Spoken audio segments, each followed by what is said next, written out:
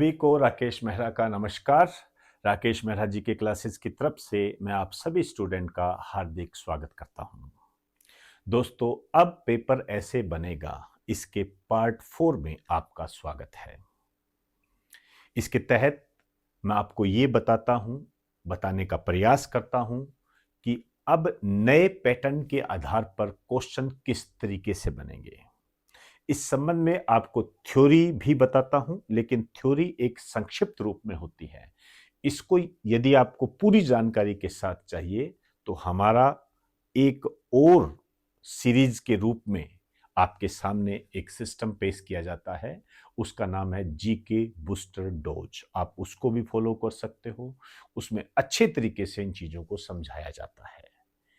अब आप देखिए, अब जो मैं आपसे बात करने जा रहा हूं, जैसा कि मैंने आपको पहले कहा था कि अब पेपर ऐसे बनेगा कि जो पहले के पार्ट है इनको भी आप देखें, तभी आप इस चौथे पार्ट के साथ न्याय कर पाओगे और तभी आप समझ पाओगे कि अब कैसे क्वेश्चन बनेंगे। जैसे आज की शुरुआत मैं इसरो को लेकर करूं तो इसरो के बारे में आप अच्छे तरीके से जानते हो। भारत की अंतरिक्ष एजेंसी है, इंडियन स्पेस रिसर्च ऑर्गेनाइजेशन के नाम से इसको जाना जाता है।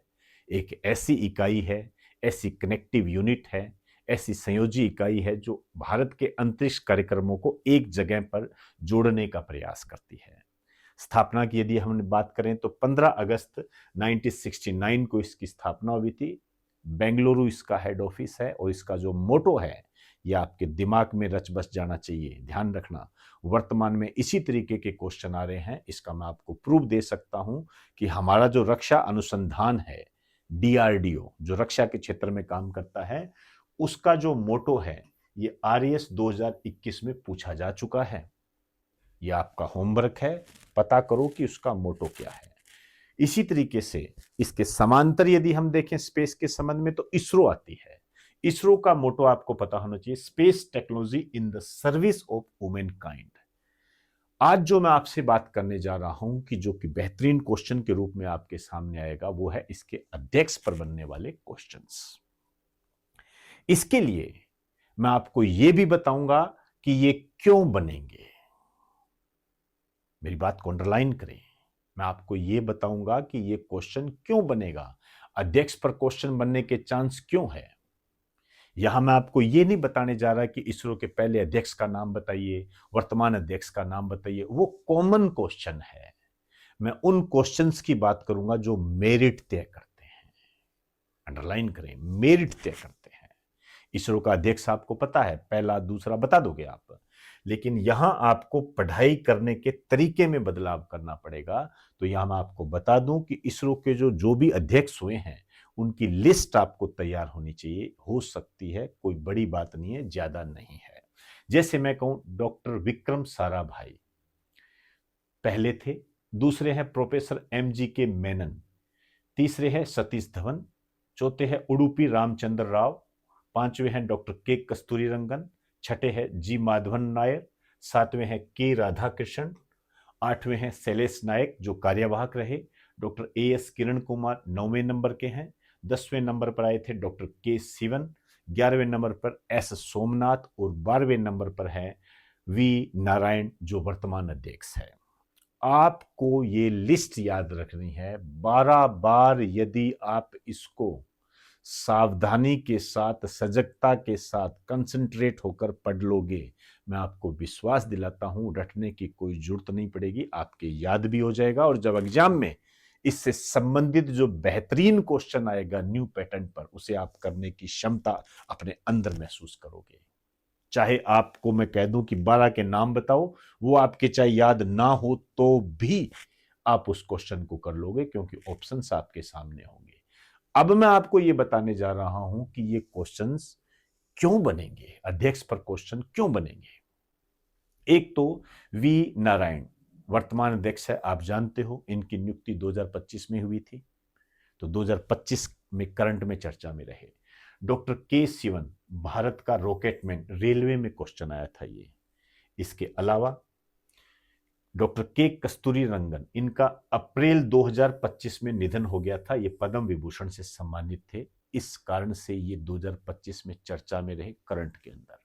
फिर आ जाइए विक्रम साराभाई, इसरो के पहले अध्यक्ष जिन्हें भारत में अंतरिक्ष कार्यक्रमों का जनक कहा जाता है, लेकिन ये भी करंट में चर्चा में रहे नवंबर 2025 में। विक्रम साराभाई के नाम पर ही विक्रम फर्स्ट भारत का पहला प्राइवेट रॉकेट लॉन्च किया गया प्रधानमंत्री नरेंद्र मोदी जी के द्वारा। प्रधानमंत्री नरेंद्र मोदी जी के द्वारा इसको लॉन्च किया गया। अपने आप में बड़ी बात है, ये आपके सामने है। और इसका जो निर्माण किया था स्काई रूट एरोस्पेस ने। अब इस पे क्वेश्चंस कैसे बनेंगे, ध्यान से समझना मेरी बात को। एक कॉमन क्वेश्चन, इसको मैं कॉमन में डालूंगा। निम्न में से कौन इसरो का अध्यक्ष नहीं रहा? K Kasturi Rangan, U Ramachandra Rao, AS Kiran Kumar, R Venkat Ramani. यदि आपको लिस्ट तैयार होगी, समझ जाओगे, 12 बार पढ़ लोगे तो आप जान पाओगे कि आर वेंकट रमणी इसरो के अध्यक्ष नहीं रहे। ये वर्तमान में भारत के अटॉर्नी जनरल है। एक इस टाइप का क्वेश्चन। दूसरे टाइप का क्वेश्चन, ये एक बेहतरीन क्वेश्चन है। इसरो के अध्यक्षों को क्रम से व्यवस्थित कीजिए। मैं यदि कहूं नए पैटर्न के आधार पर, तो इसको मैं लगाऊंगा most to most important. Most to most important मेरी नजर में Satish Dhawan, K Kasturi Rangan, G Madhavan Nair, M G K Menon. अब आपको यदि वो लिस्ट तैयार है तो आप आराम से कर सकते हो। जैसे आपको ये पता लग गया कि सर ये तो जो नाम है नए नए थे, सतीश धवन जी पुराने हैं, इसका मतलब पहले नंबर पर ये आएंगे। तो आप खुद देख लीजिए, सतीश धवन पहले नंबर पर रहे। मेरे कहने का अर्थ है लिस्ट में। वैसे तो विक्रम साराभाई पहले नंबर पर बने थे, लेकिन इन चारों में देखते हैं तो सबसे पहले ये बने थे। तो एक नंबर पहले आएगा। आराम से कर सकते हो आप सारे।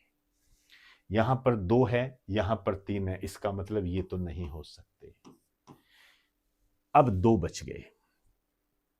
जब 2 ऑप्शन बच जाते हैं तो आपको तुक्का मारने का अधिकार मिल जाता है।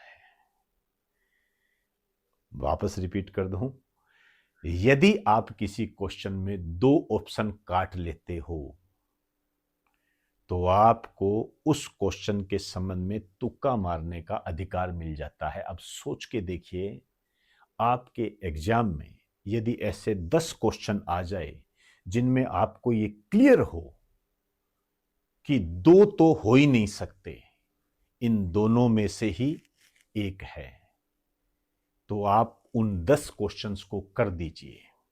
आप विश्वास कीजिए, यदि आपके 3 क्वेश्चन भी सही निकल गए तो नो प्रॉफिट नो लॉस वाली स्थिति में तो आ ही जाओगे। लेकिन विश्वास कीजिए, कम से कम 5 या 6 क्वेश्चन आपके जरूर सही निकलेंगे। मान के चलिए ये बात।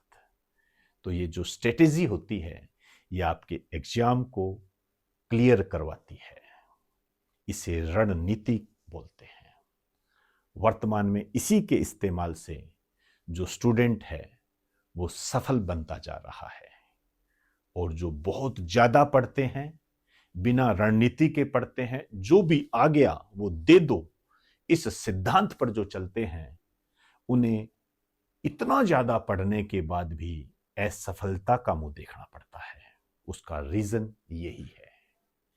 तो जब आप उस लिस्ट को देखोगे तो आपको पता लगेगा कि पहले नंबर पर ये, दूसरे नंबर पर ये, तीसरे नंबर पर एमजी के मेनन और चौथे नंबर पर जी माधवन नायर, और आपका आंसर हो जाएगा ए।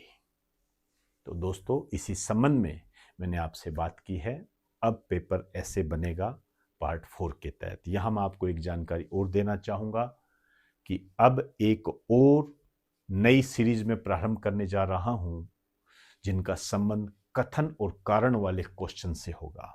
ये कथन व कारण वाले क्वेश्चंस मैं सीरीज बाय सीरीज समझाने के तरीके से आपको लेकर आऊंगा। वो क्वेश्चंस लेकर आऊंगा जो अब तक एग्जाम में आ चुके हैं, उनको एक जगह पर हम व्यवस्थित करेंगे, क्योंकि वर्तमान में पैटर्न जो बदल रहा है उसके साथ हमें न्याय भी करना है। तो वो सीरीज जल्दी आपके सामने पेश होगी। आपके कोई भी विचार हो मुझे जरूर बताएं। तो इजाजत चाहूंगा आप सभी से। नमस्कार आप सभी को।